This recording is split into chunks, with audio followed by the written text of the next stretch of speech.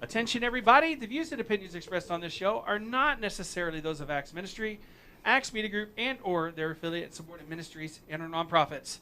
He's back again today, Randy Barr. Take it away, Randy. Oh, yeah, thanks. Hi, folks.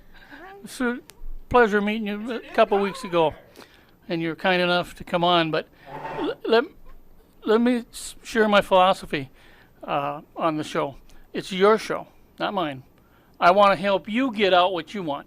We definitely want to talk about the show and everything, and I might come in once in a while or if we're going too long, but it's your show. Now, the way I thought about it is maybe we'd start out where you grew up, but do you, and then do you. And then go a little further, do you, and do you. Instead of all one. What do you think? Good. What do you think? Fun. Ladies first. Yeah, okay. And you want her to do the whole thing and then you, or? We'll go back and forth. You're the back boss. well- We just follow orders. I have never done it, so but I think back and forth will be okay. That's fun. If it isn't, we'll switch. Sounds good. Oh, yes, I'm sorry. I have to Now bring you want this- me to call you Peggy Lee? Yeah, call me, you can call me Peg. Peg. Call her Okay. Peg. Peg of my Jeff. heart. Peggy Lee Brennan dash Haberer, but professionally she's Peggy Lee Brennan. Okay. And- Haberer got dumped on her when she married me. Which and I rhymes actually- with laborer. we Haberer rhymes with laborer. We actually argued about that, a minor disagreement. I said, Haber, I hate the last name Haber. I almost dropped that and kept my middle name, which is my mother's maiden name, which is Hastings. So Isn't that a Jeffrey with a beautiful G, name? Hastings. Yeah, I sounds saw better. that on there. I thought, Jeffrey Hastings, But beautiful I stage am name. officially Jeffrey Hastings Haberer. Oh. There you go. all right. Well, But you may call me Peg. Actually, Okay. my real name as an Irish Catholic girl is Margaret Mary Teresa Peggy Lee Brennan Hastings Haberer. So you may call me Peg. let's go with Peg. And Jeff. And Jeff Just with call the me G. Jeff. It's Jeff? good. Good Jeff with the Jeff. G. Jeffrey G-E-O. Hastings. I'm going to call you Jeffrey Hastings. Jeffrey I love that. Hastings. That was I his- like that Hastings. Isn't that Yeah. gorgeous? Annie Screen Actors Guild. Okay. It's my middle name. It's, Well, Yes. but Tell- it's my mom's maiden name. Tell us a little bit about your growing up years Okay. and how you got into Acting? acting, yeah. I grew up on Staten Island, New York. You know Or where as that they is? say, as they say over there, Staten Island. Staten Island, the island. It's not Long Island. It's Staten Island is the island. And I went to 12 years of Catholic school. And when you're brought up on Staten Island, there's a lot of great community theater, high school theater, college theater, And gangsters. and gangsters. Yes, yes. There's, yes, in the neighborhood. Do the right thing. Yes. Or else. You have to know how to get around that, I take it. You do, and you do. I never, to be honest, I didn't even realize I was hanging out with a lot of gangsters on Staten Island. Well, anyway, so I did theater in high school, and then I did theater in college as well. So did you always know you wanted to do that kind of, Well, or it's what? interesting because when I look at some of the recitals when I was like 5 years old, because I saw myself years later when I was 5 years old, and I was a big ham, like I'm on stage, and in real life, I don't think of myself. I think I'm much more contained, but when I looked and I went at 5 years old, I saw that's what kind of I was supposed to be doing. And it wasn't until years later I went, even at 5. Well, did when I was up mom on and dad stage. encourage you? My dad was in the business world. My mom was a mom, but she loved community theater. So she did community theater, and I took dance class. And then when I got to high school, Sister Antonia, who did the English classes and Shakespeare, she kind of encouraged me because we'd have to do different presentations in class. And she said to me when I was a freshman, she said, you should leave here and go to the Performing Arts High School. And I went, As in- that's not going to happen. as in I'm a little fame. Catholic schoolgirl from Staten Island. So then I started getting the leads in the shows in high school, in the boys' school, and I went to an Ah. all-girl Catholic school, and I loved it. How did you have Jesus growing up, or did What happened was Sister Antonia, who was the English teacher, we were reading The Cross and the Switchblade Ooh. by David Wilkerson. Ooh. And she took our whole class to see David Wilkerson and Nikki Cruz speak at Staten Island College. Wow. Yes. And I remember our class all together, we went down and we accepted Jesus at that Oh. rally. And I remember what I wore. How many times do you remember what you wore when you were 15 years old? I had a red sweater on, and I had a quilted kind of pleated skirt. And I went down and I accepted Jesus Well, then. you're Catholic.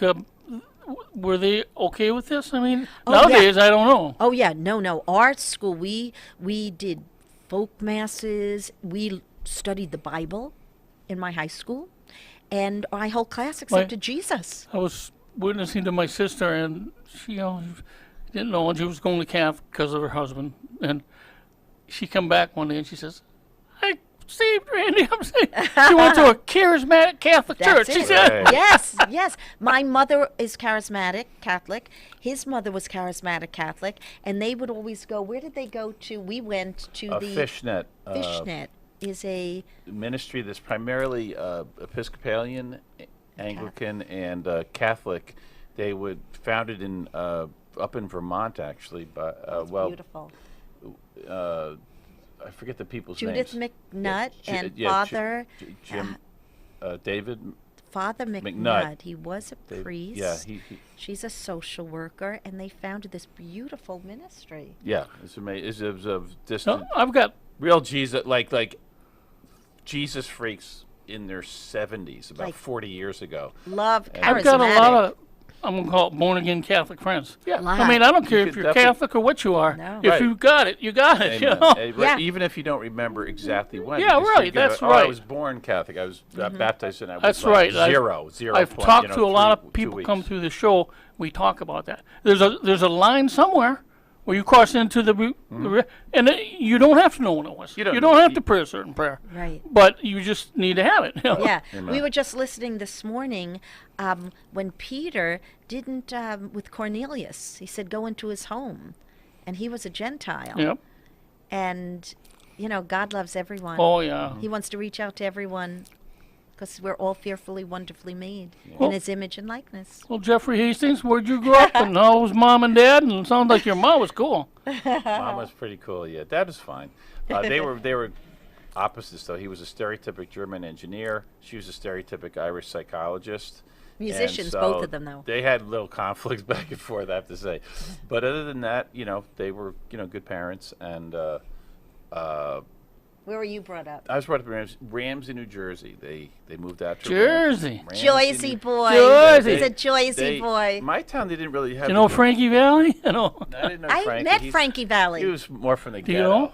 I don't know him well, but I met him years ago. Oh yeah, because when she did Grease, I love he did Grease the movie, and she did on Broadway, and they all had parties and stuff. So she met Frankie through that. But yeah, I grew up in Ramsey, New Jersey. It's a bedroom community for the city. My parents, he was from upstate New York, she was from Jackson Heights, Queens, but they lived in Jackson Heights until they had their third kid in a one-bedroom apartment. They're like, we got to get out of here, and so they made that jump to suburbia, and they conceived me the day that they moved into that house. And they moved into a house on Canterbury Drive in the Ramsey Golf and Country Club. And interestingly enough, they named me Jeffrey, Geoffrey, With a which G. is the same name as the guy who wrote the Canterbury Tales, named Jeffrey who? Chaucer. So that's how I got That's- Geoffrey. So you went to school in Went Jersey? to school in Ramsey Public School, which is actually my town. The public school was better than the Catholic school. It was very Staten Island has fabulous Catholic schools. Even the Jewish girls go to the school. But in because it's Ramsey, yes, the public they just schools have to were take a better than the course. Catholic school back then. And so I went to Catholic school just for first grade, and then they He was put a me flunky. into public school. They kicked got- me out of Catholic school. I love the dunce cap though, because Sister Katharina was really cute. Anything for attention. But that's a whole nother story. Does you anyone play- even know what a dunce cap is now? Yeah, I I wonder. know. Yeah, some Did of you our viewers did you play may know. sports or anything? Or? Yeah, I played every sport, but I grew so late that I once I got into high school, I was the second shortest and tied for lightest in the grade, which meant I was not even 100 pounds, and I was 15 years old. It was basically crossing the 100-pound line when I turned 15. And But so, all your family share all the music. so we were why all you we sing were all so well.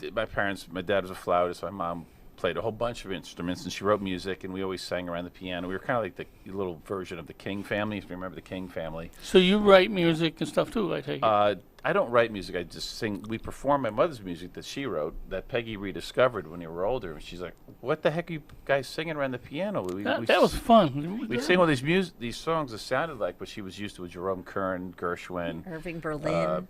Oscar Hammerstein. She's I don't If know. I get time, I got a that. story on that. And we said, "Oh yeah, Mom wrote it." Oh, I thought that's neat when your mom did it because it adds personal. And you say, "My mom wrote this." And, oh, yeah, cool, you know. And, Yeah, she was. Yeah. She came up in the late in the 40s and the 50s in Manhattan, New York City, hanging out with dating with Don Knotts, Barney Fife, and a lot of people who started they were radio people. They were starting television and stuff, and so her music writing got discovered. She'd been writing music ever since she was in high school, and but then when she had all these kids, one of the founders of ASCAP, he was mentoring her, and he said, "You got to make a decision," and she's like, "Oh, it's too late because I'm already pregnant again." That was But me. we keep her music alive. We basically took her songs. Some of them were scribbled on little pieces of paper, and we orchestrated them with my first musical director, Robert Marks. In New York, we did it,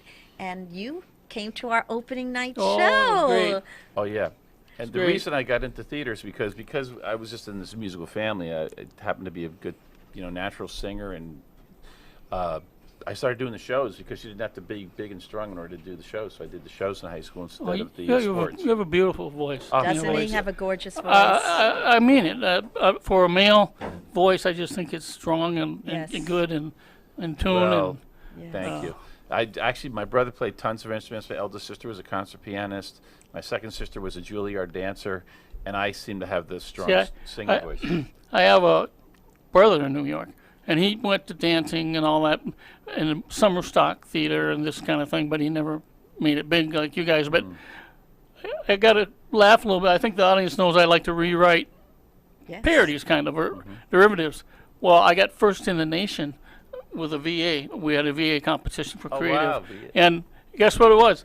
Over the Rainbow, or I call it Rainbow. And I sent a thing to my brother. I said, I'm not really a singer, but he wanted a tape. And he called back. He said, "Yeah, it's okay, but you really nailed Over the Rainbow." He said, Well, That's thank you for your beautiful service. song, yes. Peg was in the service for 1 week, and I was in the service for 1 semester. I did Air Force RTC 1 semester of freshman year of college, and after that 1 semester, and I'm sitting there like competing with guys to see who gets to paint the major's office.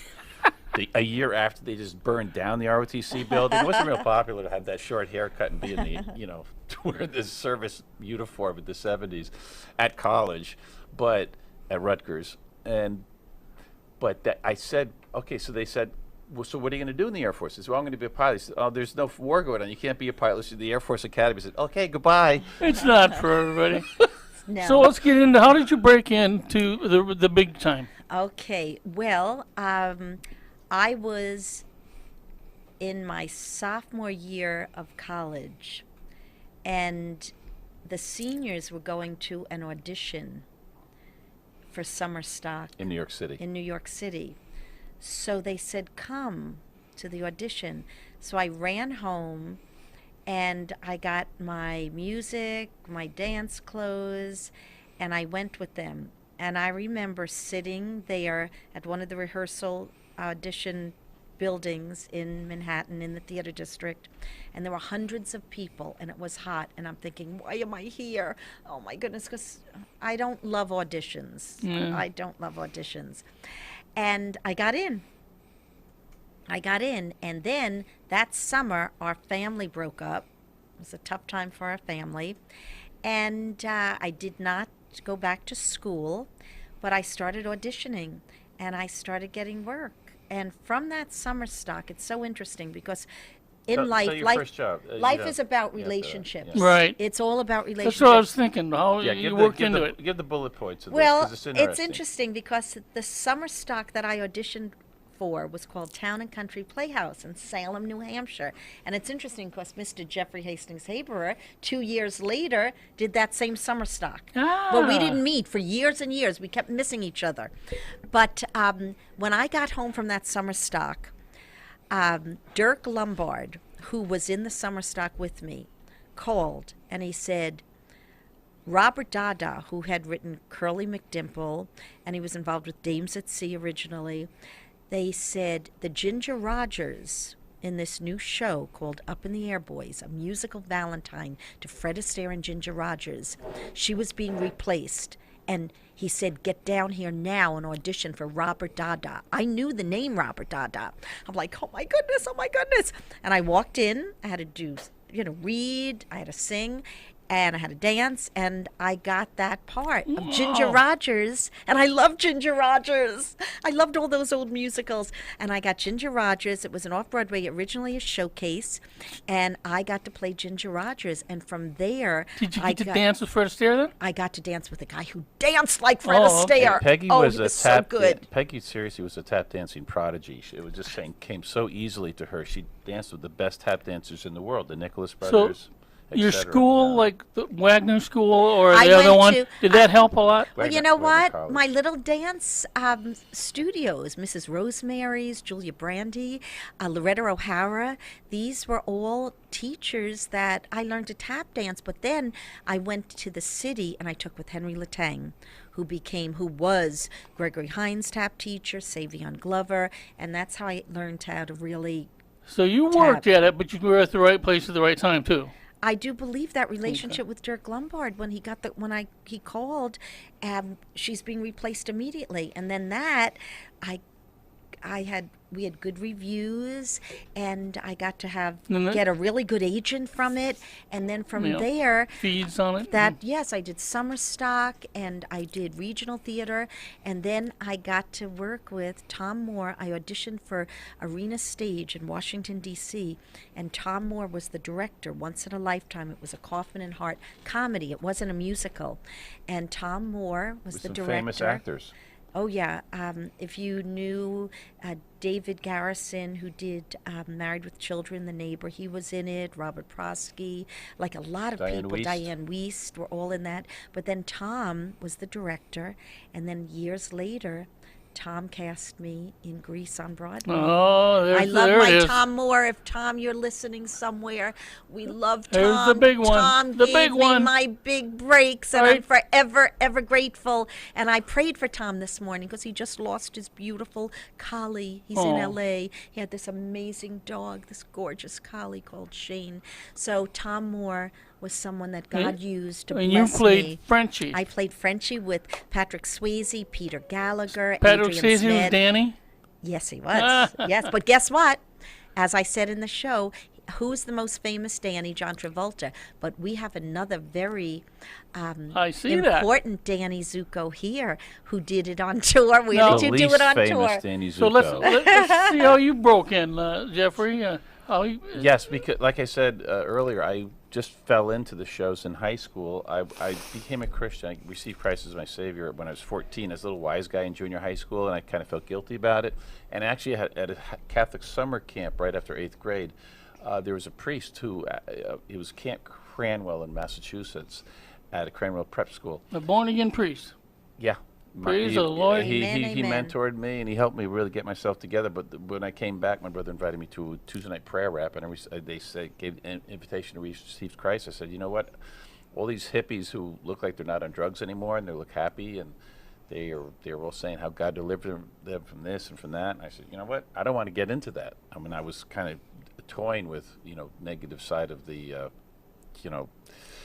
hippie stuff. I was a little young to be hippie at that point, but I was experimenting with some of their stuff, and I said, I don't want to go, and I want to do what these guys are doing before I do what they did. And I received Christ, and it changed me immediately. Praise yeah. God. So anyway, so that was when I was going into my freshman year of high school, and because I was too small to stay with the sports, because the other kids were so much bigger than I was by then, I had the opportunity to start doing theater. People started asking me to do entertainment because I was always like in 8th grade when I was a bad kid, my Miss Hickson said, "You hear what your other teachers say about you going into high school? Clown of the class, wise guy, big mouth." And I said, "Mrs. Hickson, you have no idea what they're saying about you." That got me a lot of points. But anyway, but then I turned around and in a nice way, it continued to entertain people, and I just got opportunities to audition for shows at church and at school, and they kept giving me the lead parts and stuff. So From what I hear, you're good, but that doesn't mean you're automatically. You get in the right place, you do the right audition or whatever, things have to go. Yeah. Well, Lord. they say Yes. 80% is showing up, but it doesn't hurt to come up in a family that's got all kinds of entertainment things just oozing out. Folks, of I just want to say, so I don't forget and not say enough, this show is high energy. I can't, I'm baffled at how they can do it. They're not 20 anymore, and they're just flying all over, and they're tap dancing, they're singing, and it's high energy, it's fun, it's clean, and a lot of Branson isn't open yet. Come on down. It's Thursday, Friday, or Saturday. It's across from the Owen Theater in the old downtown. 5 o'clock. What's the 5 name o'clock. of it? Hot Hits Theater, Okay. 5 o'clock, Thursday, It's Friday, the Peggy Lee Brennan Saturday, show. with my fabulous guest stars. I've got some special guest stars Look at for that show. Peggy Lee And, Brennan. and Blake Walker is our comedian. Yeah, and he's good. isn't he great? We worked with Blake when we first came to Branson 15 years ago. He had the show Blast, and they hired us. I'd like to get him because yes, he'd love to because come. he's You'd been love in him. Branson all the Oh, time. yes, all I've never these got years. anybody that's been here. All, Oh yeah, he's Well, fantastic. let's And go- Emily and Emma, my two M&M little dancers. Yeah, I just help. It's Peggy Lee Brennan show. I got a neat little story at the end if we have time. It's not Okay. my show, but start going into some of the things you want to share throughout your career. I mean, MASH and Well, you know what, Randy, which is, as you were just speaking, what I realize as you get older, you look back, and I realize how God's hand was on it. The older you get, you realize, okay, some things you're destined. I never thought about it this way until the past 10 years. It was destiny that I was meant to be in show business. God's sustaining power has kept us in this business and has opened doors when we have a lot of talented friends that have been in it for a while and left and went into other fields. And it's not been easy. It hasn't been easy. We've had success, but it's almost like a based or a bounding. We still feel we're supposed to do it. We went back to grad school, and my mother was so happy we were going to teach. you know, and I've Roy Clark I've interviewed, Tony Melendez, Doug Gabriel, but I tell them you need witnesses everywhere. You certainly need witnesses in Broadway and shows. And I mean, if you could be nice to the people and tell them about the Lord, maybe in a conversation or something, what a witness! Because nobody's going to rush in there and be able to do that. You know, they just aren't because you're in an environment. So for me, I'm glad you guys are in there because it looks to me like you would be sharing in things. Well, it is a calling, and we feel like we're pretty good at this, and so we're like, we want to walk in our gifts. You know, Oh, yeah. The word says He grants the desires of your heart, but He also plants in our hearts the desires. And it was both of us we enjoy entertaining people. We always have, and but we want to make a difference too. We don't just want to be like this escape. We're able to, in our show, we're able to share personal experiences, and most of it is just fun. But some of it is kind of sharing things that are important to us. Like, I don't know if you remember when I shared before I sang Danny Boy, I share about something that's very topical with today's events. About when I was with the Negro Ensemble Company, which is the most famous black theater company in America, and I got to know Samuel L. Jackson and Denzel Washington, but one of the guys in the show is Clifton Powell, who's a B-list actor in Hollywood. He does like supporting roles, some lead roles in smaller movies and TV shows. But I got to see him going through just being what's it called when they call profiled in a store in Illinois, Southern Illinois University or some little school down in Southern Illinois that went to it on tour, and he's in the bookstore, and everybody's eyeballing him like, what's this dark-skinned strikingly good-looking guy who has the best manners in the world walking in our store. I'm like, hello, what's wrong with this picture? You both got to work with Mickey Rooney and in that play, but it didn't get out. I didn't quite understand that. Go was ahead. That's TV. a whole other thing. But anyways, the point is we're able to talk about how we need to love each other, look in the mirror and say, God, what do you want me to do in the situation with all this stuff that's going on in the world today? But what do you want us to do to make a difference? And just reach out, share Christ, and love our neighbors, love our enemies. And Mickey Rooney was a whole nother story. He Mickey loved the Rooney was Lord. 89 years old and he worked with him. It was like maybe the last filming project he ever Sitcom. did. It was Sitcom our he sitcom did. called Peg of My Heart. We wrote it. Yeah, Yeah. written about Peggy's life, and I'm obviously a part of it. And it's we hired him to play Monsignor Mickey. And he preached the gospel and, And, improv. praise the He Lord. was He was like- amazing. Well, I think when he was younger, he Amazing. was a little hot-headed, but Yeah. by the time he was that old, he's probably all mellowed out. Huh? well, he wasn't No, mellow. No, Oh, no, no, Mel no. is- I don't think that's a word that was No, ever he was used to describe Mickey Rooney feisty. from birth. He was We know feisty. stories about him as a kid. Literally, Janet Lennon told us that he literally competed against her grandmother? Oh, I don't know. I didn't hear it. It was in a talent contest. It was a talent Oh, contest. Yes, wow. and she beat him. They were like 6 years old. Oh, my and he gosh, had I a never temper knew tantrum that. after she beat him at the talent contest in L.A. I didn't even know that. There you go. I just learned a story, But he was a Janet. character. We loved Mickey. He told the stories. He loved Judy Garland. He said Shirley Temple had no talent, which is very funny. But he loved Judy Garland. He and was told us so many 89. stories. What a character. He came out in a snowstorm. he came to Branson for a while. Yes, he was Yeah. there. We did it in Branson, Oh, and okay. Jeff tried to go out to help him as he's walking in all the snow. He wouldn't let Jeff help him. Snow all over the place. No, I'll do. But I knew he could improv, and his son, I said, we have lines we wrote, but I said, can we just improv certain scenes? And he said, certainly, he'd be fine. He was brilliant. Even the filmmaker was like, this is so amazing. Wow. Because he knew his character, Monsignor Mickey.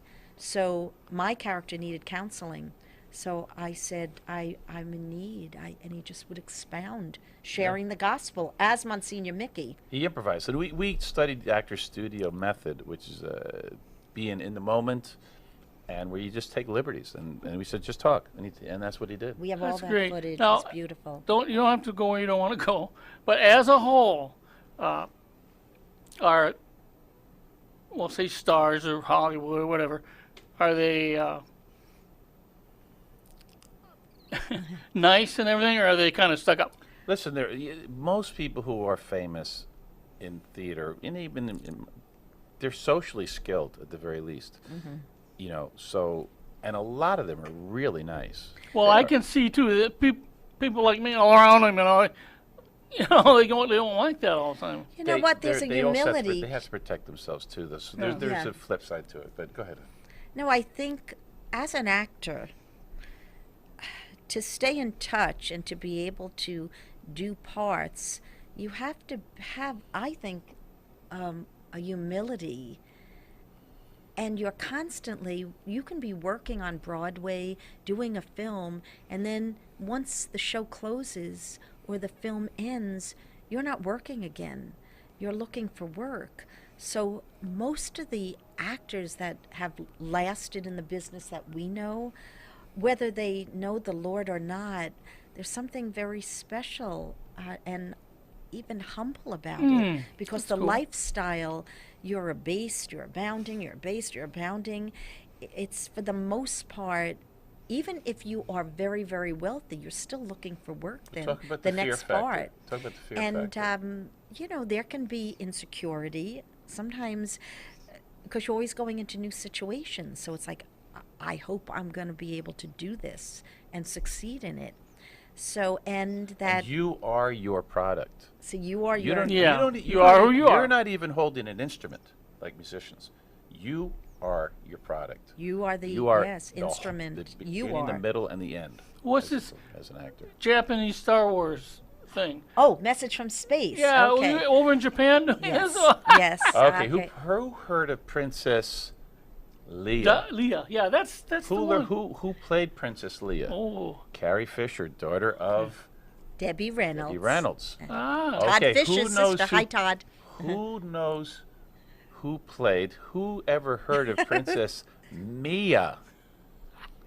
Who ever heard of Japan's innumerable knockoffs of big Hollywood blockbusters? Matter of fact, when this movie came out, it was the biggest budgeted Japanese movie in history, and it was the knockoff of what? Star Wars, with not Princess Leia but Princess Mia. Guess who played Princess Mia? Peggy Lee Brennan, with Vic Morrow, Academy Award winner Vic Morrow from Combat, the TV show Combat. Oh, I liked him. Philip You're a Casno. nice guy, wasn't he? I liked Oh him. my gosh, Yeah. was he a doll? Well, this is So Princess Mia. sweet. They had no sequels. They had no franchise. But you she know was what? Great. He got great reviews. The Kinji Fugasaku, who was the director of Tora Tora Tora, they treated me, oh my goodness, talk about being humbled. We were like royalty because it was an international film. They brought people over from England, Australia, America, and Kinji is like a master there. And they treated us like gold. Did it go I over had good my there? own assistant, even my June, and I was there for 6 months, and I filmed there. I had bruises all over my body from all the stunts. I didn't call my agent and tell him I was doing stunts. I would have gotten a lot Did more it? money, but I had to dive off cliffs. I had to do flips down hills and didn't get you a stunt explosions. person? No, And they I had her- said I'd do it because I had been a dancer. Tell them So about your flying, how you flew. okay, oh In my goodness. space. Okay, I was up hundreds of feet. This is a true story. This is a person with acrophobia. This is a true story. I have to dive off, and there are little Japanese hundreds pulling. Like I dive, and they'd pull it that it would go up.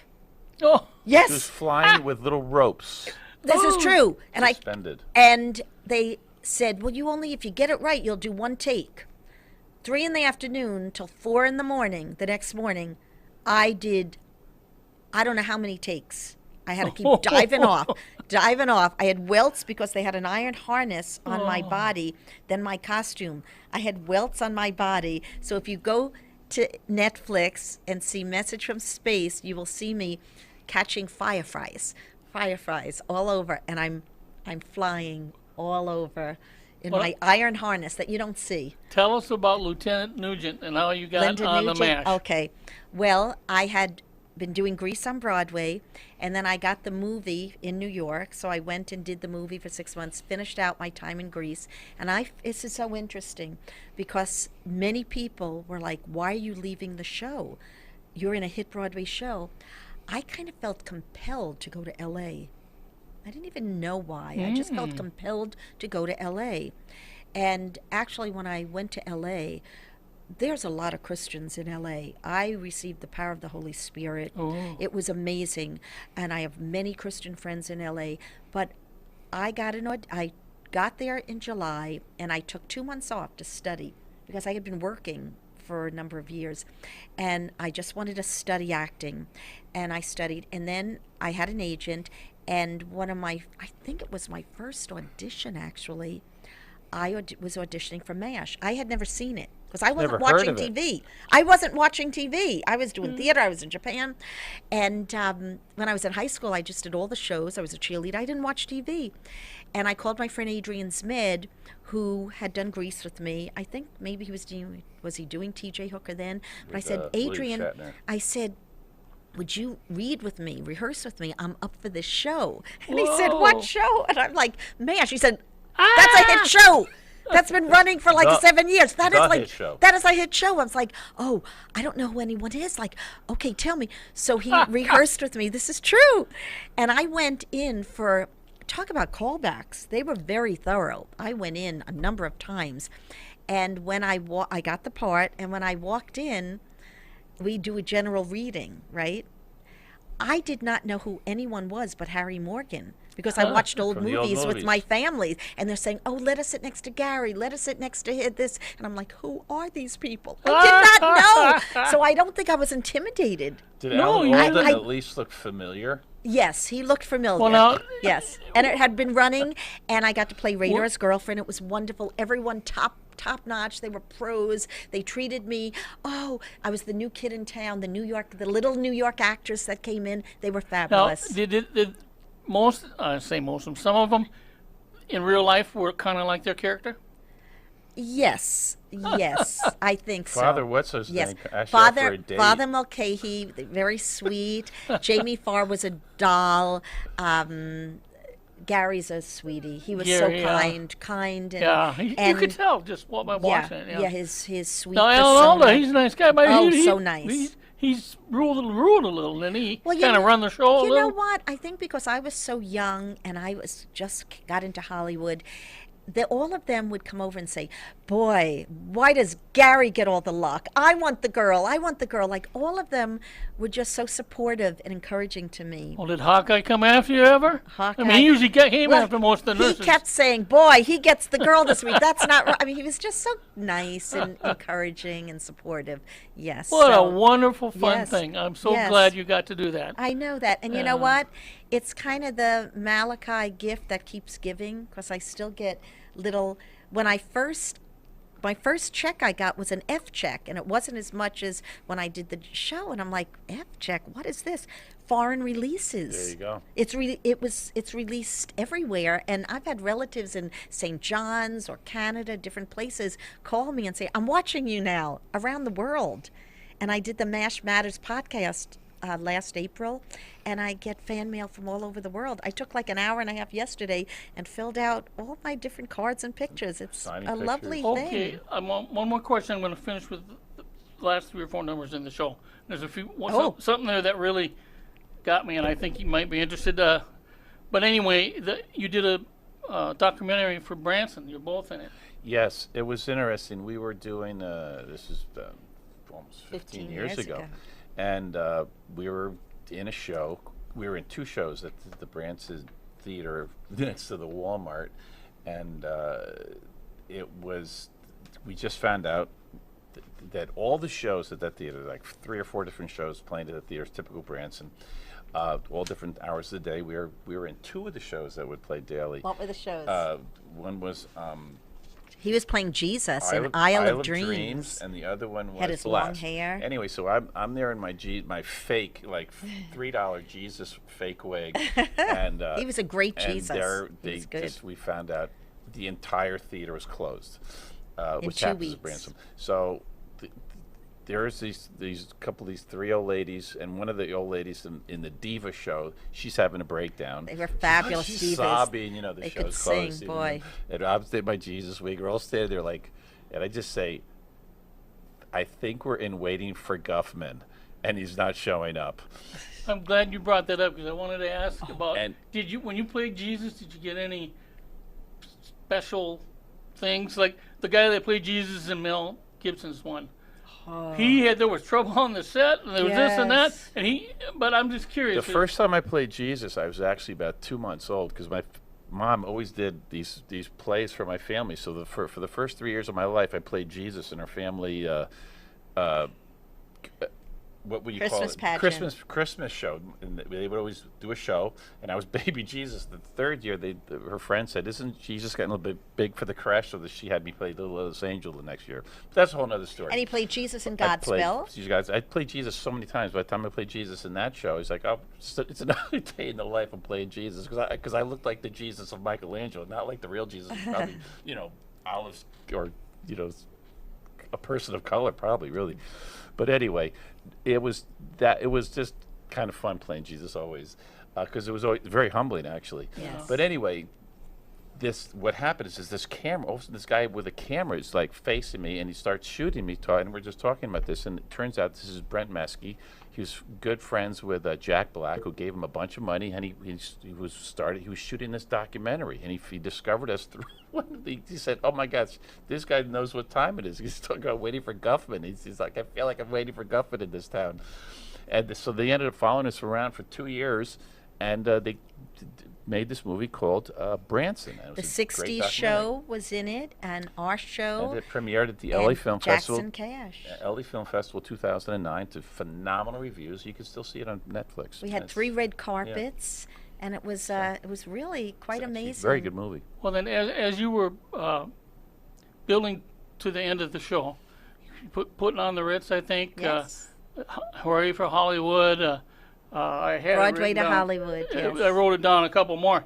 But what got me was when you went to America the Beautiful, which was, I'm sure it was planned to be kind of a patriotic thing.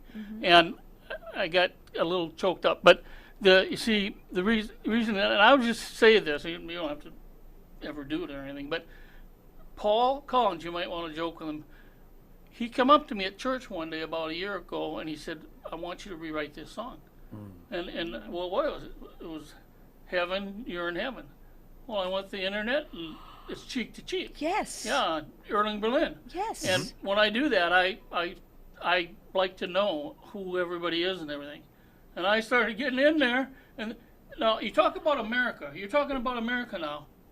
Can we get back to this? Here's this poor Russian Jew Yes. that comes over. He lives in the worst part of New York City. Yes. He dances on the street for change. Yes. And then he's a waiter on a table, and he works his way into the best songwriter of the century. Yes. You're right. The thing about that is that's America. Yes. You can have that. You did it. That's You did. right. We don't want to go to socialism. No. You know, to me that fit right in. Only I was only thinking it, but it fit there because he wrote, Yes. "God bless America." I know. He's a Russian Jew, and he gave to World War II things and all that. He was very generous, and he gave to he took all those royalties and gave them to the Boy Scouts and the Girl Scouts, and so I looked this up. Well, I don't just do show or songs. Somebody said, "Would you do the song?" I feel like get told to for me, you know. But I felt the Lord saying, "Hey, you need to honor Paul. You can do it. I can do it." You know? Yes. Yes. And I Through sat you. down and went, "Heaven, I'm in heaven." And then I come around, sure enough, something fit. And I'll show it to you. I got it at home. But anyway, so I sang that at church for him. And but that's how that all came about. And I started learning. He wrote all those other songs too. Coming on the Ritz or whatever. Yes, Berlin yes. did all that. It's like, Yes. holy He actually was moly. my mother's #1 inspiration for her Oh. music. Yeah. Well, what really got me is what he right? came over as he wasn't an American really, No. but he became one, and he was poor and all that. And Yes. he worked his way. Yes. We could still do that in this Yes. country if we'll get our act together. Absolutely. His mother would always say, "God bless America" to Yeah. him, and that's why he wrote that. His mother always said, "God bless America," as a young boy, because we read up. You know, you try Yeah. to read up on all the songs. He you he do. wrote the music to Showboat, which was, that was like the greatest American musical of all time. And Jerome then it was Kern. Jerome Kern, I believe. It Oh wrote yeah, Irving I- Berlin. wrote I'm sorry, God Bless Irving Berlin. America. That's what I meant. I'm sorry, Irving Berlin. I think Yeah. he had Yeah. 20, I Jerome forget. Kern did. 20 Jerome scores. Kern, sorry. Yeah. Sorry. 20 scores. Does that sound right? 20 He scores had on the movie. numerous. He had over 15,000 songs. Yeah. I mean, it was unreal. Loved America. And yeah. George And M. Cohen, the now, same thing. The name of that movie, by the way, was Top Hat. I know. Ginger yes. Rogers and That's why I did Fred all Astaire. that choreography in that show up in the I'm Airboys. going to give that to you because not that you. Oh, I think you'll get a kick out of the tune. Yes. I think it came together really well. Some of the songs are hard. You have To adapt. You have to adapt and all that. This one flowed in there real good. And but so if you remember that, just joke with Pastor. We will. Friday. We'll remember that. I hope he remembers. We Yeah. will remember that. But yes. well, no, there's still some more stuff here. Well, you know, I can share this because now I did the MASH Matters podcast, which people can go to, and all of the different characters and guest artists they've been interviewing. So if people who are big MASH Tell fans, that again, no. it's MASH Matters. It's a podcast you can go to, and they interviewed me for an hour. But they have all the different guest artists and all those who are still alive. They've interviewed, and you can just go Oh, and that'd hear. be I cool. I'm know. gonna do it. That's why now I'm getting fan mail from 25-year-olds and 18-year-olds and who are MASH groupies. You know, they're watching all the old episodes, the timeless shows, and has a whole new following Why now. don't you go over the show again? Tell them what's. Well, I played Radar's girlfriend, Lieutenant Linda Nugent, in MASH, which was a series years ago, and the name of my episode is Hot Lips is Back in Town. And there are two storylines. Hot Lips goes through a divorce, but Gary, Radar, gets a girlfriend. And, you know, when they pick the hit shows for the year that win the Emmys, that year with my show, and I believe they have to submit 3. Now I heard they only submit 1. It won the Emmy, but MASH show won the here. Emmy a lot because people love MASH. You Okay. know, has a big Either one, following. go down your list at the show in Branson, The songs. and we'll tell them again where it is because we want them Okay, to go know. And just You could know it. just Okay. well, We do a show, Hot Hits, at the Hot Hits Theater. It's called Broadway to Hollywood to Branson. And we do classic Broadway and Hollywood songs that many of you may know, and those who don't know, they're classics. And they're fun, they're entertaining. And when we started doing the show, you know what we realized, Randy? What came to both of us, a merry heart doeth good like a medicine. We pray people walk in and they're happy and they walk out happy. That's our I prayer. don't know how they could. It's energy, you're smiling, everybody's having a good time. I almost got up and started dancing and stuff, but We like people to get up and start dancing. I know, but my wife, she wasn't there. Is though. she But shyer? yeah, don't do that. Don't embarrass. I know. But Why she do we wasn't do there. that? Why do we do that to our husbands? I do that to Jeff too. Sometimes We shouldn't do that. We do that. We try to Yeah. keep them in line. Well, you're asking, wondering about how we get our energy, and Yeah. we don't really know because we were born. My mother, she segued from her songwriting, and we, like I said, we always sang her songs. Peg rediscovered them, and we're like, oh, so she said we have to do this. So that's when I started. They all were performing like, them with "What?" Peg. And But- now they love it. His sisters and but brother. Mom was a developmental psychology professor, very smart, Columbia University, but anyway, she kind of knew, especially when I came around. I was her 4th child. She knew what I was going to be when I was in her womb. She said, "This kid is going to hit the ground running." Because she said I literally kept her up awake and kicked and pushed out her stomach more than all the other 3 older kids put And together. he is like a jelly bean. You see, And he never she- stops Yeah. either. I She don't, but he does not said, either. You came out running, and I never changed. And it was You know just- what's really, Yeah. I think, cool in this too? This man sings 4 of his mother's songs, and they're good. But it's different. You're not singing the same old song. So the variety is huge in this show. It's huge. And Peg was also the same. And her, we call her kind of a freak of nature. She was just, she's timeless. I mean, she doesn't have to tell her age. She graduated from 29 plus to, I think she's 39 plus now. But she was like me. She just had this. Both of us had this. I don't know what. I don't know Well, why. I it's just pray that God limitless energy. continues to renew our youth like the eagle. We mount up with wings of eagles. We run and not be weary. We walk and we don't faint.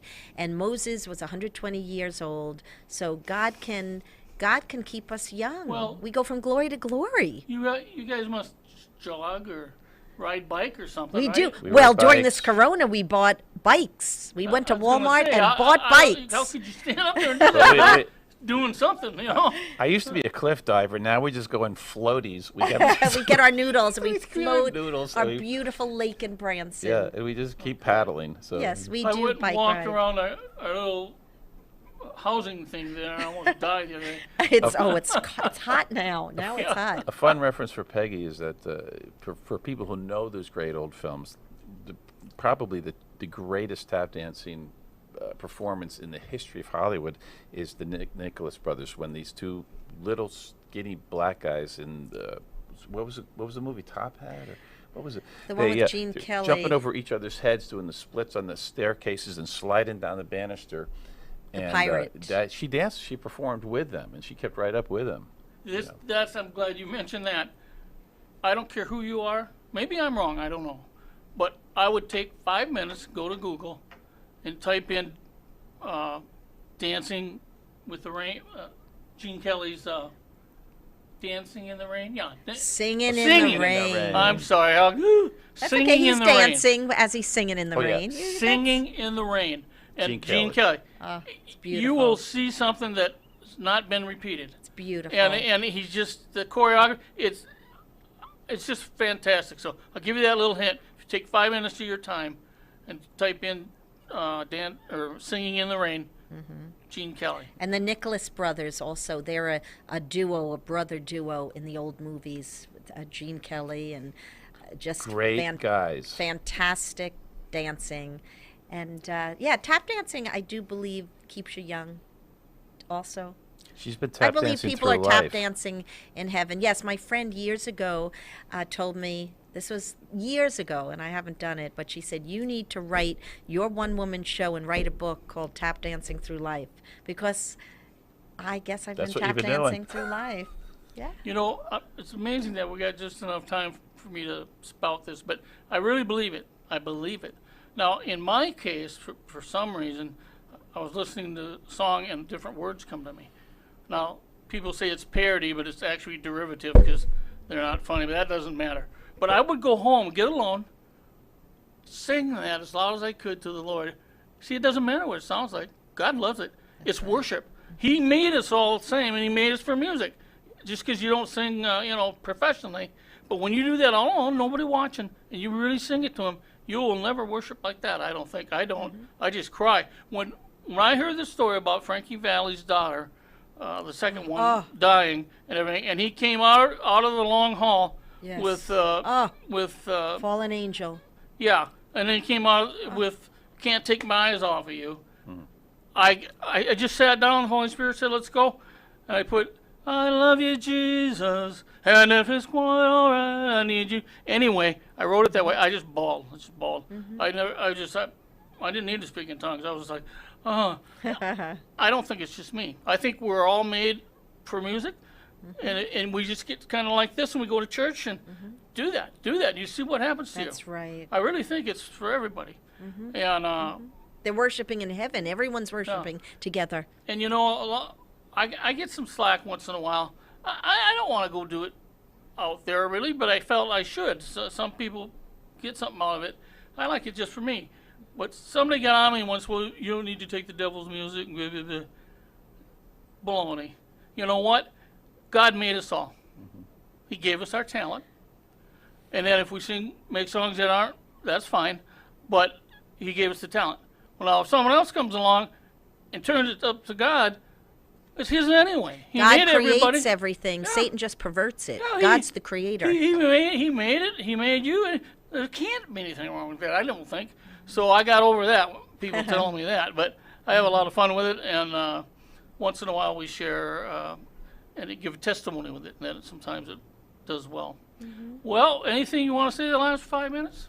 Oh, why do you give your little Miss Senior America and give your My philosophy? Yeah. And you're Miss Senior Yes. America. Okay. Tell a quick story of that. Long story short, over 40 years ago, I did a pageant. 2 of them didn't win.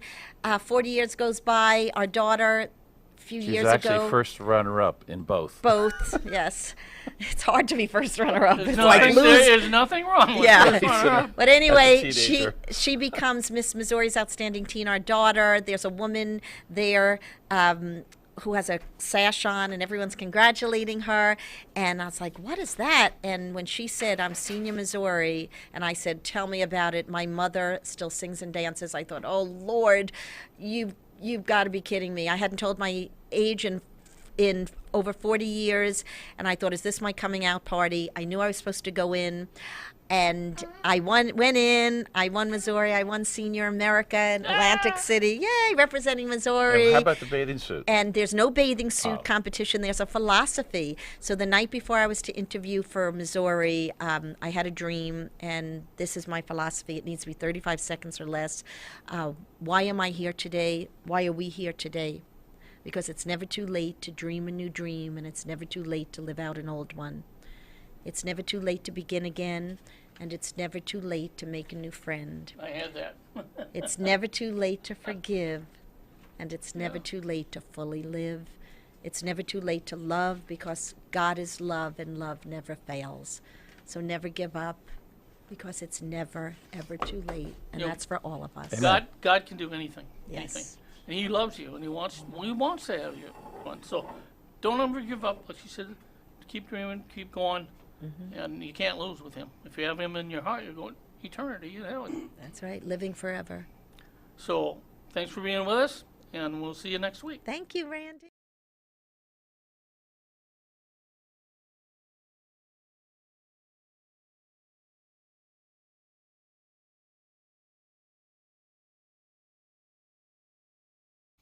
Attention, everybody. The views and opinions expressed on this show are not necessarily those of Acts Ministry, Acts Media Group, and or their affiliate and subordinate ministries and or nonprofits.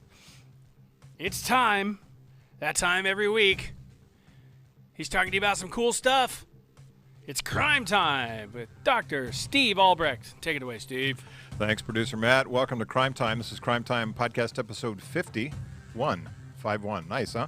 I'm Dr. Steve Albrecht. I'm joining you from the Axe Media Group studios in Springfield, Missouri.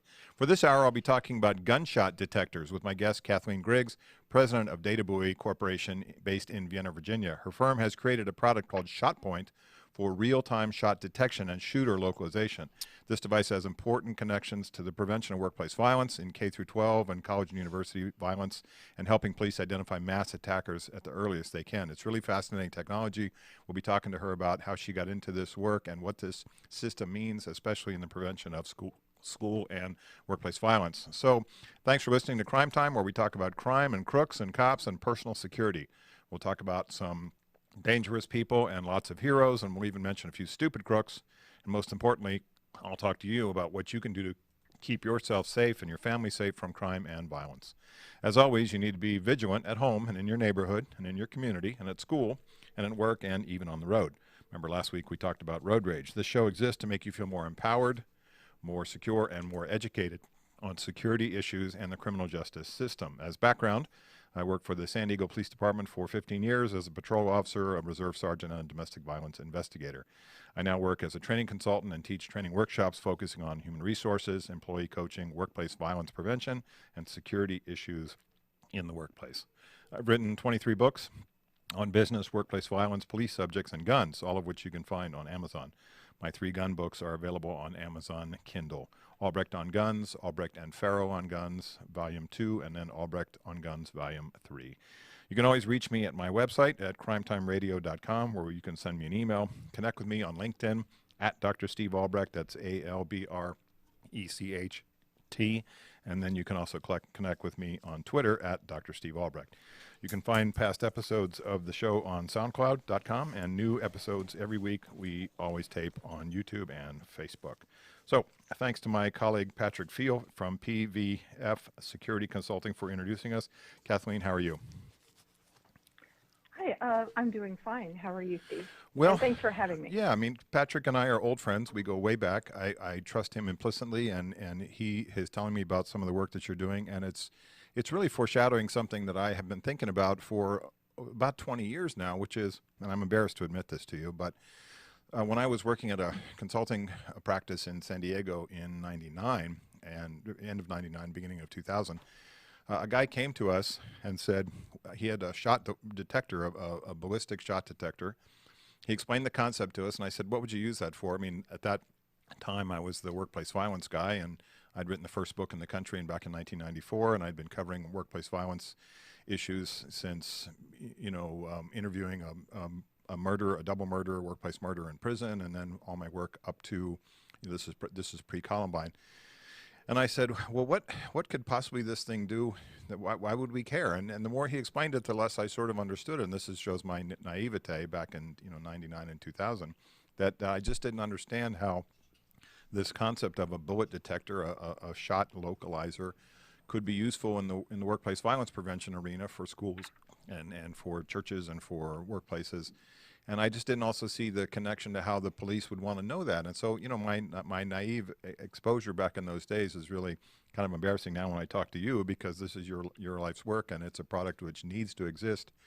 So tell me where I went wrong in terms of was the technology not explainable enough to the layperson like me back in those days? What was it that could have made this sale for this concept in general earlier? I think we still face that same problem today with most people. This is still an emerging technology in the market. It's an emerging concept in the market that you would have a device that's going to alert the police department to a shooter in a building. I I would definitely say that there's only a top tier of security managers that are really thinking about this, and I think have truly understood that the benefits and the rationale. And there's still a good portion of the world out there that doesn't see, that doesn't understand. And I think it is a communication issue.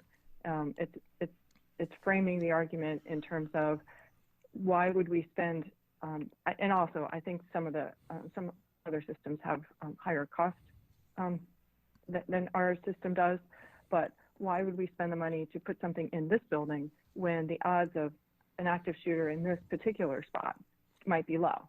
And so I think it's the we're going to go ahead and take the chance that it's not going to happen here argument versus put something in. Yeah, and you look at the evolution now in the past 20 years of workplace violence and mass attacks and school violence. Now we certainly have Columbine. We have in our rearview mirror, we have the Las Vegas shooting in our rearview mirror. We have things like Sandy Hook. We have the church shootings in Texas. I mean, so the protocol has certainly been laid for this type of system and these devices now, because now we're trying to get people out of harm's way. We're trying to get the police to the location as quickly as possible. We're trying to isolate the shooter. We're trying to figure out, as your system doesn't, looks at the trajectory of the gunfire. Things like that are significantly important now. And you think about how this concept of workplace violence has evolved in the last 20 years. When I started in '92, it was all about, the post office and going postal, and there was sort of that mindset that that's where these things happen. Well, fast forward to where we are now: schools, churches, movie theaters, workplaces of all types, factories and office locations. And then, I think your system also, the ShotPoint system, has the definite connection to what the police are trying to do especially in some of these dangerous cities around the country, where we're trying to localize where these shots are coming from, oftentimes from gang members and other folks that, solve their problems with guns. So your timing for this, and I know that you've been working on this for, I think, since 2014, correct? Oh, actually, we started well in advance of that. Okay. Because this was a Department of Defense technology, and I was with you in terms of I had not visualized that this was something that was going to be a public safety or commercial system back when we started back in 2006 is when I first got the very first contract award to transition or mature this technology. This was a defense research technology that was developed out of the Defense Advanced Research Project Agency. And that was the vision was tactical. The vision is this is something that's going to protect a forward operating base from, fires, right? Going into areas where you're in combat. And it really was something that we were just thinking about that as its only purpose. And something happened in around 2014 where we were making the transition out of the military, because at that time the wars in Afghanistan were rolling back. There was a lot of money for putting equipment out there in the buildup, and then a lot of that went away. And so we were faced with, well, I think we're going to be out of the business. I don't know if this is going to go on with DoD. And then we got invited to go out to a school in Idaho. And they wanted an indoor gunshot detection system to integrate with a camera system. And it was a shooter emergency application. So we went out and we tried it, and we realized that this is something that our distributed sensor network, our particular type of technology, works really well indoors. And, that got us thinking that this is something that we think really might have real applications for indoor safety. And particularly in combination with video. And going out to Idaho, was that driven by some event that had happened in the state or in their particular area? I mean, oftentimes these cases and any advancements in security technology are driven by events. It actually wasn't the reason. So they had a broadband camera network, and their idea was that if there was an emergency in the school, they wanted to rapidly send video into the sheriff's department. And they were trying to think of, well, what's going to cue the cameras, right? What's going to alert these cameras to this emergency? And the only thing they can think of was, well, maybe if we brought in a gunshot detection system, we could alert the cameras. And therefore, and that's why we came out. They actually literally weren't thinking of gunshot detection until they realized that they needed to have a scenario where these cameras would be somehow alerted to an emergency situation to make the rest of the system look good. So, but that really brings me to the point of what acoustic localization means in an emergency situation, because people think about cameras, right, as being, well, they're out there, I feel safe, I've got cameras, someone's watching. But no, cameras don't alert to in a real-time life-threatening emergency. Acoustics is what you want. I mean, if you think about it, ask a camera, tell me if there's a life-threatening emergency happening. How's the camera going to know? And ask an acoustic sensor. Well, acoustic sensor can detect gunshots, can detect screams, can detect crashes, all those things that are alerts, things that alert humans to life-threatening emergencies. Those are all acoustic types of alerts, and acoustic systems are the thing to do. I mean, that's what's a true life safety technology. Cameras aren't life safety technologies, but if you put them together with an acoustic alerting system, a camera can give you a lot more information and context around this what's happening in that life safety event or life-threatening event, but it's not the thing that's going to alert you to that life-threatening event.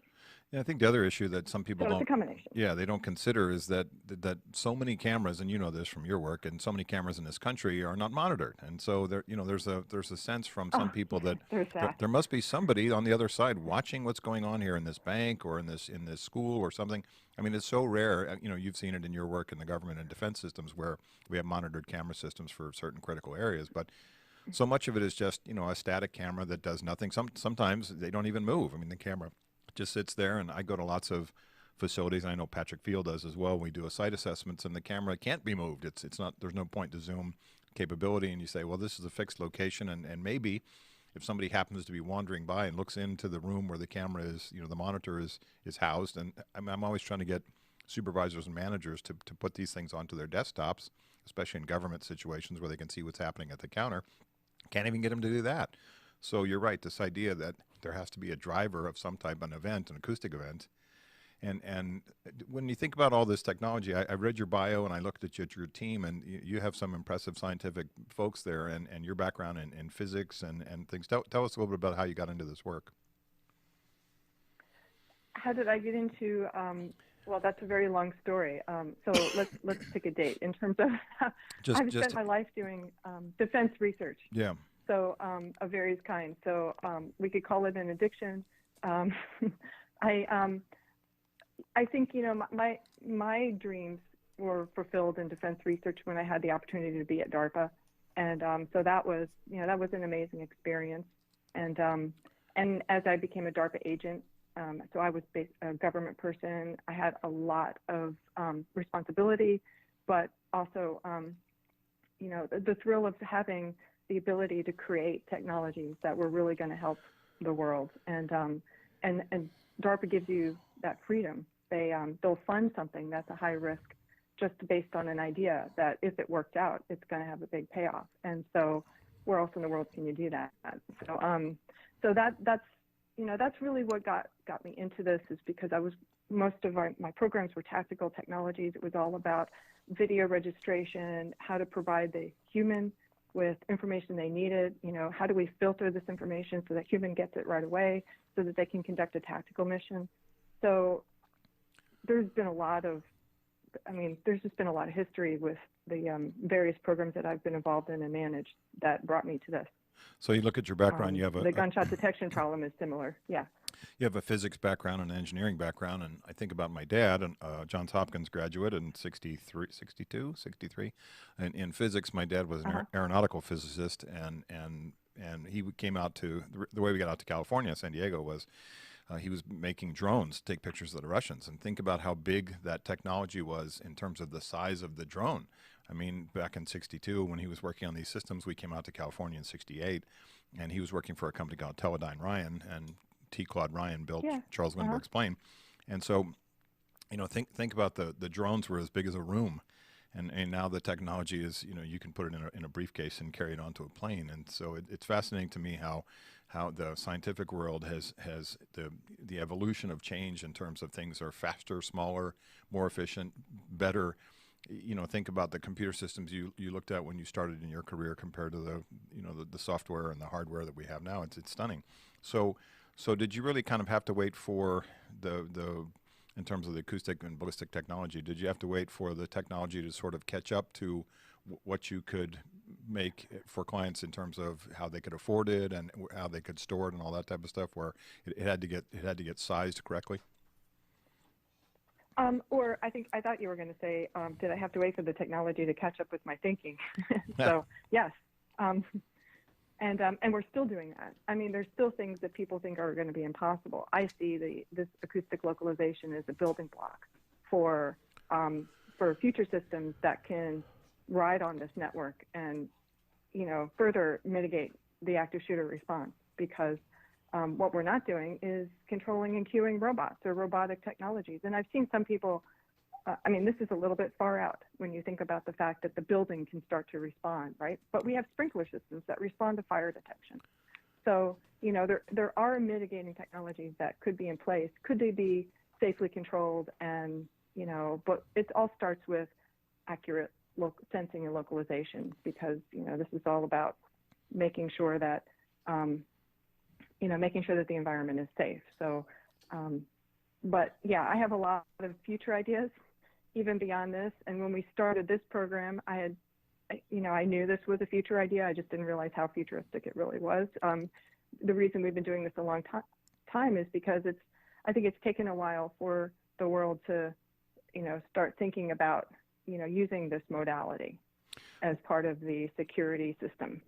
When you think about ShotPoint as a system, it's basically, and put it in my non-scientific terms, it's a series of just to put it in rough language, highly tuned microphones and speaker systems that is connected to software. Tell me what the system looks like physically. There are a couple of things that are, they really are just microphones. And you'll hear people say, well, I use a special, acoustics transducer. And well, that's just a microphone. A microphone is sensing sound pressure. They are microphones, but they're microphones that happen to be tuned or sensitive to a range that is compatible with a gunshot signature. And meaning that most microphones that you use on your cell phone, they're tuned for voice. And if a gunshot goes off, it's gonna rail. It's not gonna give you good information. So these microphones, we have to be sure that if something extremely powerful happens next to it, it's still gonna hang in there. It's gonna give us good information. So there are particular microphones we look for. The other thing that's important about our sensor is that it is an array. Imagine you have two ears, right, and they're separated by a certain distance, 6-7 inches across your head. Elephants have a bigger head. So, and that's how you help localize. So we have a 4-sensor array. So we get good localization out of our sensors. And that's important in the long run, because you want to know exactly where that shooter is. You don't want to just say, I detected something. You want to localize. And the other reason for localization is we have a multi-sensor system. This is a complex system. Multi-sensor system allows us to ask both sensors, does this sound that happened from this localized source, does this really look like a gunshot from where you are? And that takes into account the fact that sound dissipates, right, as it moves through the air.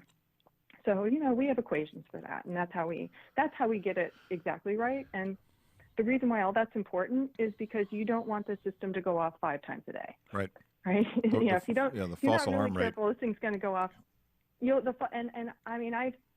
I have seen systems. I'm not going to name names, but there are a lot of systems out there that can't get that false alarm rate down, and that's because they're using a single sensor, and they don't have the experience and the system concept that we are implementing. So what we want is a system that stays in your environment, never reports anything as a gunshot that's not a gunshot, and and is also there. We can send in other information too. Our system's always on. So if you're interested in screams and bangs or other things that you want to be alerted to, we can send those as well.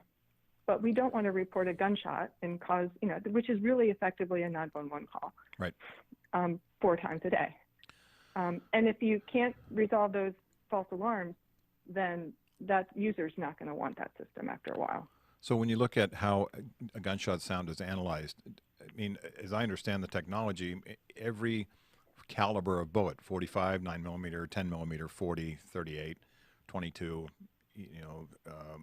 military rifles, has its own acoustic signature. So does the software, because I mean, you've tested you've shot guns, or you've got the ballistic signature of each of these, so it knows exactly what it hears when it says that's a gunshot. It's not a car backfire. It's not a light bulb being dropped. It's not something sounds like a gunshot that people sometimes misunderstand, even in emergencies. They go, it doesn't sound like a gunshot. It sounds like a firecracker. So you've got like a fingerprint. You've got a ballistic signature for each of these calibers, right? Well, we do, but I'm going to tell you this is a hard problem because there are certain. So what is acoustic signature of a gun? The acoustic signatures that we're looking for off the guns are muzzle blast, and then the shock wave that propagates from a supersonic bullet. Those are, and there's a couple other things that happen, outgassing of the guns, but a muzzle blast is a little blast wave, right? And so is a firework. A firework is also a blast wave. And so even though we have these fingerprints, the fingerprints are, what we do is we look at certain parameters, we analyze those parameters, and we can separate out shots from non-shots. But in some cases, when you're trying to separate a 38 from 30 and 357 are close, 40 from a 357 from a 9mm, you're not always going to get it to be 100% right, because there's going to be some characteristics, depending on how far away you are, that overlap, and even the direction that the shooter is pointing. I mean, the direction the shooter is pointing is a huge variable, because guns are, when you're pointing directly at the sensor with your gun, you get a lot different signature than the sensor that's behind the gun. Right. And if we could ask the shooter to stand this way, face the gun, face the sensor, read and shoot, perfect classification. But because we don't know which orientation the shooter is, we have to assume that this could be the back of a 357 or the side of a 22. So some of these things do overlap. So it's harder than you think, but we get it right. We're really, in terms of classification, we get it right around 90+% of the time. Right. Which is enough to get the police. We'll get that in the right category. Yeah, the police. Well, the police just want to know. I mean, certainly we'll tell you whether this is one, we'll tell you whether it's a rifle or not. Those are easy. Some things are easier to separate than others. Whether there's multiple shots going, a burst happening, these are kinds of things that police want to know right away. And that we can send them. When you look at perpetrators that may use suppressed barrels, they put, people call them silencers. They're not really silencers. They're more like suppressors. That changes the digital signature, that makes it more difficult to identify it, or it does not? Well, no, of course. It suppresses the signature, and it's there to suppress the acoustic signature. So I mean, I don't want to comment. I know I can tell you that some are harder than others. Some we're good with, some we're not. But typically the ones that are harder are the smaller caliber weapons, So if you look at shot point as a as a device that you're trying to get into really strategic locations in a school or a hospital, or a high likelihood event of workplace violence or a robbery, retail environment, something like that. I mean, you're not necessarily putting it in every real estate office in the country. We want to put them into those locations where the likelihood of these things is happening. So K through 12 schools, colleges and universities, a place where a mass attack might be possible. Certainly a retail environment, healthcare. What's the perfect sort of location for you? I mean, tell me, not physically, but what's your ideal clients? The things I talked about, healthcare, retail, things like that. Schools? What are your ideal clients for the system? Well, first I want to make one comment on the other question that you had. If it's a rifle suppressor, we're going to get that rifle every time, because the bullet you can't suppress a bullet. Right. So just a comment there.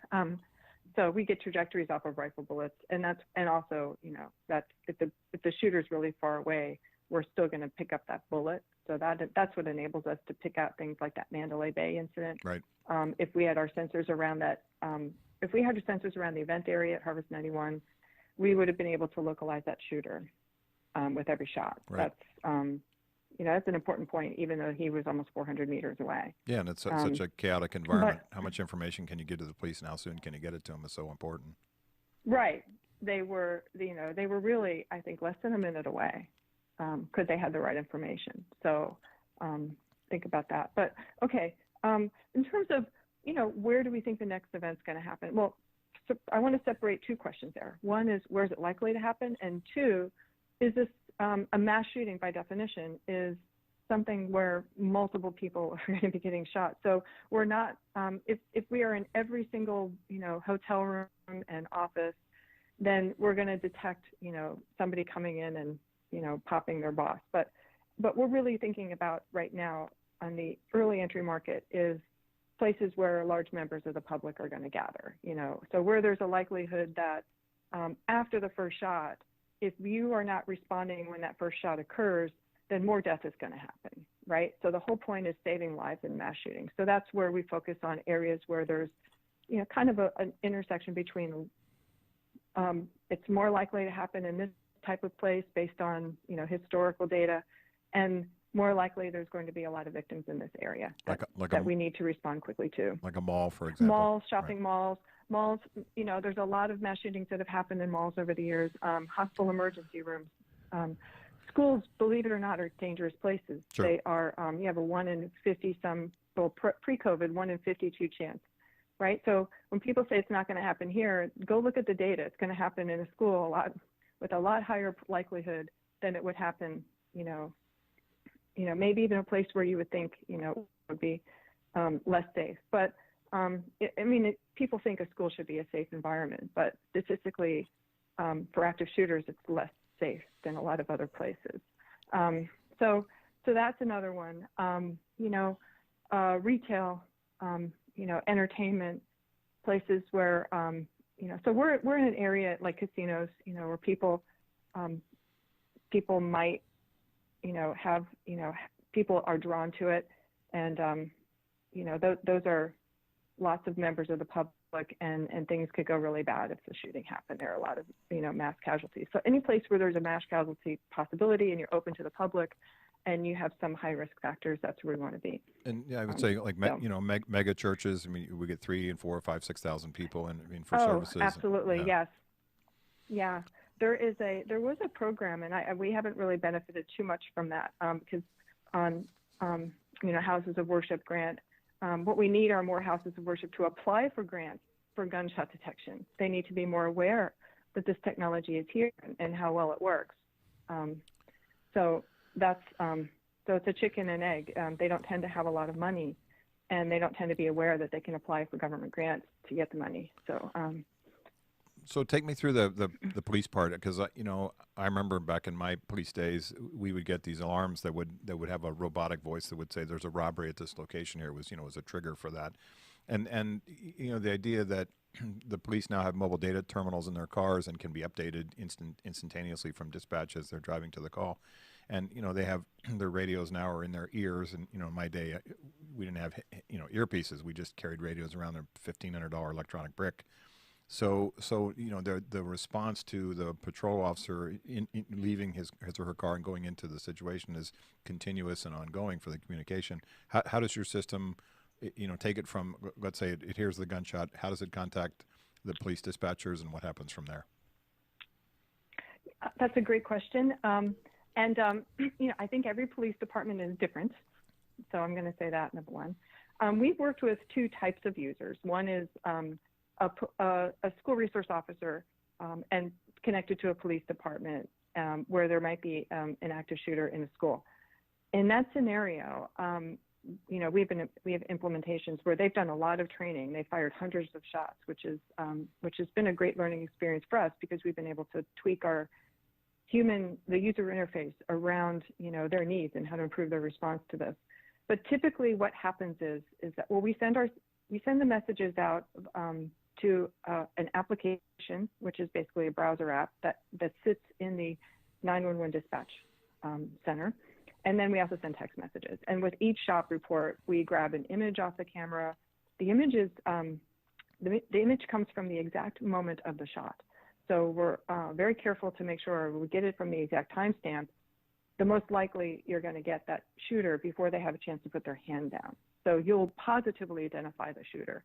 And then we have a pre and post video. So you can see a little bit of before and after with every shot. So anyone who's in a position to click on that and review that will get a lot of information about who they're looking for and also the victims. So, but in terms of, yeah. in some police MDT terminals, you know, the officers can get live video feed, they can get photographs that are sent right to the screen. So that would be, if the technology exists in their PD, you can send them real-time photos and video feeds, things like that, or the system can. Yes, and so that goes out to everyone. But the first thing it does is typically the way they use it is that the dispatcher is going to be seeing this. They're going to be reviewing this, and they're going to be calling this in, and they're going to be talking to the responder over radio. And so so that dispatcher, you know, in that kind of a scenario, they don't, you know, training goes out the window, right? They're not expecting this to happen. Suddenly they're in and they're shaking. They can't click on their mouse. It has to be easy enough for them. And what they have to do is just read the text. So we actually include the information in the format of the text message, in the format of the shot message. It'll say shooter, you know, Blake High School, 3rd floor, you know, back hall. I mean, we give direction information right in that shot report text message. And that's typically what the dispatcher will say over the radio. And that's how that's where the responders get their first bit of information before they ever look down. Now, in the outside, we've had situations where we have police that actually do read the mobile text, and they will look at the image. And again, it is that direction information that I think turns out to be the most critical. If you get that message wrong, they're going to go to the wrong place. Right. So in that situation, you know, hearts are pounding. They don't necessarily read past the first part of the message. So at least not right away. And so that's gonna get them angrier than anything, is if that text message takes them to the wrong place. So that's. So I guess I didn't think about this until you mentioned it, but your system really benefits being connected to a camera system every time, right? So people say, well, we don't want to spend the money on a camera system. We just want the shot point system. That would be not a useful approach, right? The camera system is really the the driver for the imagery that the police need to respond. So it has to be it's the audio and the visual, right? It has to be there. Well, it doesn't have to be there. Obviously, the system works without it. And certainly there's a very famous system that works completely without it. It'll just get you there and you'll look around for your, you know, shell casings. We like the idea, if there's an available, we like the idea of integrating with the camera because one, it gives you much more information. Well, so our system will tell you a shot went off, a crime has happened. The camera will give you, you know, the suspect identity, and then where the suspect is going and whether there are victims, right? So those are all all bits of information. That's additional detail that I think helps, you know, with the response.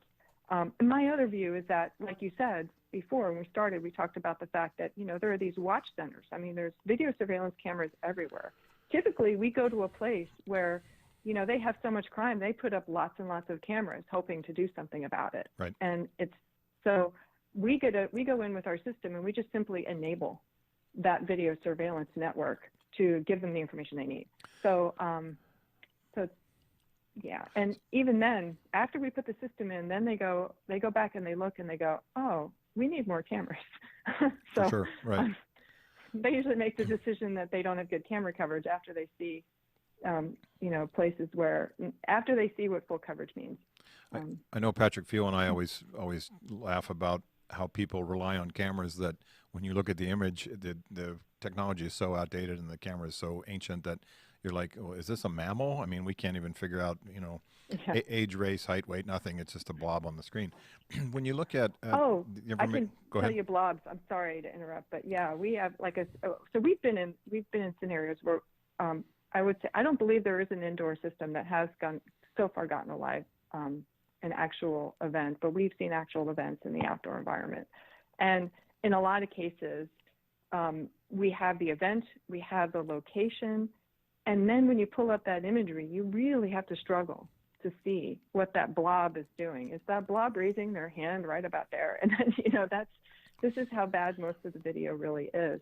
But it puts those two things together, and then you get information about, well, that blob came out of that car, and then so there's still an investigation because the camera, you're right, is not perfect. So the human piece has always got to be there. The responding patrol officers are ones that've got to interpret what they've seen, what they hear, what they see when they get there. When you look at the post 9/11 world and the creation of fusion centers, so in a perfect world, would this be real-time data video that's coming into a fusion center as well? I mean, in a mass casualty event, absolutely, right? There's no reason why they can't put it everywhere, right? Because there's no limit to who gets to subscribe to it. It doesn't burden your system to be a subscriber. So absolutely, in that what it does is it takes away the fog from what's happening and allows you to just start on the page of setting up your tactical response, knowing everybody has the same data. I mean, there's a great story, not a great story, but Sandy Hook, where I'm sorry, the Aurora Theater too had the same situation where the 911 calls were delayed, so people would spot an officer and they would call that in as maybe the shooter. And when you have that screwing up your response, it extends out. It just creates this, nest of. It just turns a mass casualty situation into a catastrophe, right? So if you can eliminate that fog, that's all this is doing, and then they can go right in, knowing everybody's on the same page all the time. That's what it would do. So I want to give you a little boost here.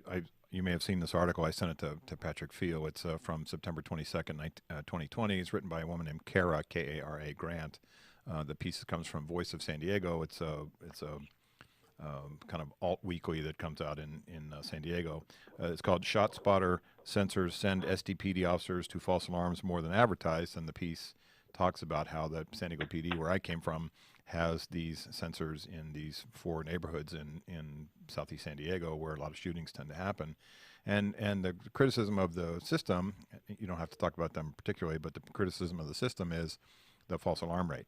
And so they're coming up to the end of this. This is a public article. I'm not creating thin air here. It was on the internet. The system's contract's coming to an end, and they're trying to make a decision as to whether to continue, but because the false alarm rate for them has been pretty substantial. So when you look at your technology, how do you say, based on the ballistic acoustic signatures of these things, and you're trying to be, as you said, 95% or higher, how does the system account for, in the 3 minutes we have left, how does the system account for false alarms? Well, false alarms, that's a really, really good point. And I just want to say what that illustrates is how difficult this problem is. I want to pat myself on the back and our company because we've been able to solve a really hard problem. And so indoors, we have had 0 false alarms, years and years of deployment, all kinds of things, all kinds of noise events, bangs, anything else that's been happening inside middle schools, high schools. Outdoors, we did run into an issue this summer, I'm going to be honest, with unprecedented use of heavy fireworks. And so when I say 95, 97%, 96%, that is how we go up against separating heavy fireworks from a gunshot. Right. And so we eliminate our overall false alarm rate would be 99% because we're eliminating everything else. But we do it because we're closer. Our spacing is closer. So our plan is eventually we're hoping to go in all the streetlights. So we do go. Our system has to be 50, 60 meter separation, and ShotSpotter their sensors are a lot further apart, so they have a harder problem. They don't get as much information that we get that we can put into our classifier. So the array is important. So we're able to get. Yeah, our spacing is important because we need to get that information so that we can separate this out. And it does work. And we do have we can separate out most fireworks. There's probably, like I said, this 2 to 5%. And in that case, when our system is wow, a couple of the sensors are voting shot, a couple of them are voting firework. We're going to put out we have a report. We're going to send that to the police department with all the information we have and say, look, this is a probable. We want you to pay attention to this. Open this up, take a look. But it eliminates everything else. It's not just complete, we're not blind. We're, Right. And that's only in those particular cases. Obviously, 4th of July is over. So that's, that's not happening right now. But that is, there are some particular fireworks that do have a lot of characteristics that could fool a sensor. I'm going to say that honestly, but I think that we've solved it in the sense that there's no alarm fatigue, and certainly we're not, we're able to report that information as accurately as possible. Kathleen, tell everybody how they can get a hold of you. You have a website they can get a hold of more information about your system and about ShotPoint. databuoycorp.com, and let me spell that out. DATABUOY.com. Or sorry, Corp. Let me try this again. Yeah. DATABU.com. Right. And Kathleen, I wish your system didn't have to exist, just like I wish my work didn't have to exist in workplace violence prevention. But look where we are now in the world. I mean, the only thing good about the pandemic, from my perspective, is that it keeps people away from the office, and we haven't had the mass shootings that we've seen so much, in last year and the years before that. But what you're doing is important work, and I think that your technology is bridging that gap for the police response to be even faster, more specific, and more located. So I commend you, and I thank you for what you're doing. And thank you so much for having me. And please pass my regards on to Patrick being on Field. the show. Yeah, Patrick Field's a good friend of mine and a good guy. So my guest has been Kathleen Griggs, the CEO of Data Buoy Corporation. That's databuoycorp.com. Kathleen, thanks very much for your time this day. Thank you. Have a great day. Take care. Thanks. Now it's time for one of my favorite parts of the show, Crime Time's Stupidest Crook of the Week. This is where I get to talk about some of our dumbest criminals who managed to get themselves arrested based on their monumental stupidity. Okay, Dateline, Brazil. 2 burglars rifling through an apartment were disturbed by police and jumped out of a window with a stash of jewelry. Soon afterwards, they got away, and soon afterwards, the police picked up 2 men who were acting suspiciously. I don't know what that means, but maybe they just acted suspiciously. While in custody, 1 man became violently ill and needed hospital treatment. X-rays showed the problem: 2 rings, a pendant, and a necklace, all swallowed in haste.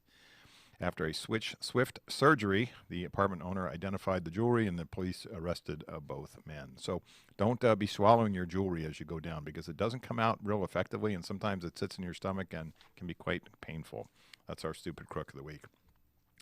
A Crime Time IQ test. Let's test your Crime Time IQ test, or this week's crime quiz question. Speaking of jewel thieves, what was the biggest jewel theft case in history? The biggest jewel theft case in history. Think of the movie The Pink Panther, and think of all the other, the Crown Affair and things like that, the movies you've seen with jewel thieves. The Antwerp diamond heist, dubbed the heist of the century, was by far the largest diamond heist and one of the largest robberies in history. Thieves stole loose diamonds, gold, silver, other types of jewelry valued at more than $100 million. When you look at it, it took place in February 15th and 16th, 2003 in Antwerp, Belgium. The reason it took place over 15 and 16 of February in 2003 was because the bad guys broke in and took their time. Though arrests were made and time was served by some of the crooks, most of the diamonds of the $100 million worth of diamonds stolen were not recovered. The vault was housed in on 2 floors. Below the main floor, it was protected by multiple security systems, including a lock with 100 million possible combinations, infrared heat detectors, a seismic sensor, a Doppler radar, and a magnetic field.